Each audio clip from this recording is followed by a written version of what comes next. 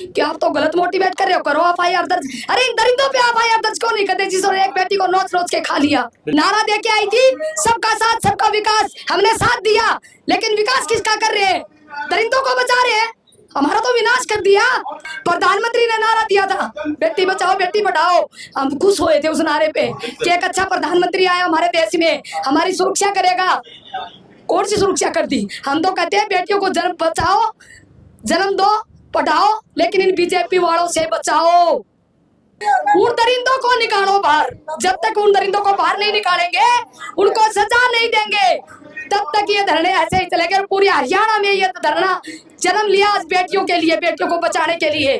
फिलहाल हम धरना स्थल पर मौजूद हैं, जहां पर धरना स्थल दिया हुआ है मनीषा के परिजनों ने, और फिलहाल आसपास के गांव जितने भी हैं सभी आज मिलकर यहां पर एक एक करके गांव पहुंच रहे हैं। और यहां पर जो तमाम युवक हैं, तमाम महिलाएं कहें या बात करें जो बेटियां हैं, वो भी आज धरना स्थल पर पहुंच रहे हैं और उनके अंदर आक्रोश देखने को बहुत ज़्यादा मिल रहा है। फिलहाल हमारे साथ महिलाएं, आप मेरे साथ तस्वीरों के माध्यम से देख पा रहे हैं कि यहाँ पर महिलाएं भी आपको नजर आ रहे हैं। आखिर इनका इस पूरी घटना पर क्या कहना है, इन सभी बातों पर चर्चा करते हैं। नाम बताइए जी क्या?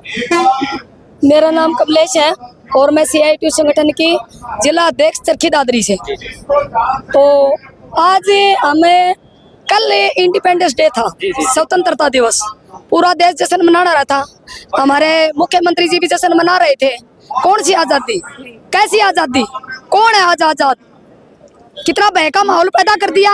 आज जन्माष्टमी है, मैंने कई महिलाओं के पास फोन किया कि बहन ऐसे ऐसे हुआ है, हमें वहाँ चलना है।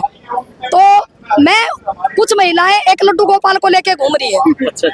वो कह रही है कि हम लड्डू गोपाल की सेवा कर रहे हैं। कौन है लड्डू गोपाल? कृष्ण भगवान, वो हमारी रक्षा करेंगे। मनीषा की रक्षा क्यों नहीं की?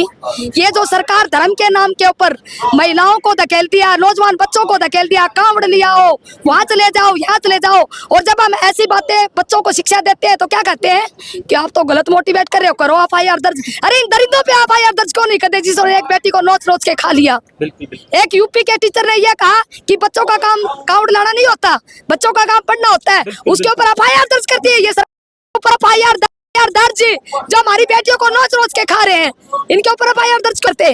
तो सरकार बिल्कुल तीव्र गति में जा रही है, देश को विनाश की तरफ लेके जा रही है। नारा दे के आई थी सबका साथ सबका विकास, हमने साथ दिया, लेकिन विकास किसका कर रहे हैं?